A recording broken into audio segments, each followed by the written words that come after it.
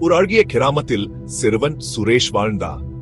அவன் ஒவ்வொரு நாளும் வீட்டுக்கு அருகில் இருந்த பூங்காவில் ஒரு சிறு குருவியை உணவு கொடுத்து பழகினான். குருவியும் சுரேஷையும் இன்செப்பரபிள் நண்பர்களா ஆக்கிவிட்டார்கள். ஒரு மழைக்கால நாளில சுரேஷ் பள்ளிக்கு சென்று கொண்டிருந்தான். திடீரென பெரிய புளிய மரம் சரிந்து அவன் வழியில விழுந்தது. சுரேஷ் மரக்கிளைக்குள் சிக்கிக் கொண்டான். யாரும் அருகில இல்லாததா அவன் சத்தமிட்டு கூப்பிட்டான்.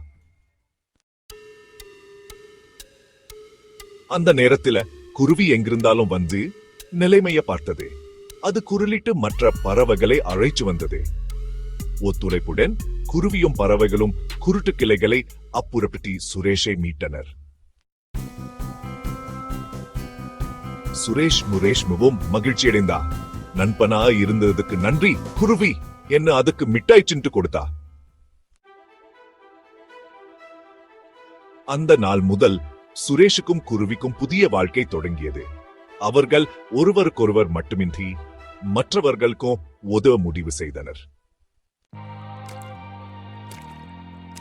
கதை முடிவு நண்பர்கள் என்ன மனதையும் வாழ்க்கையையும் அழகாக மாற்றும் சக்தி.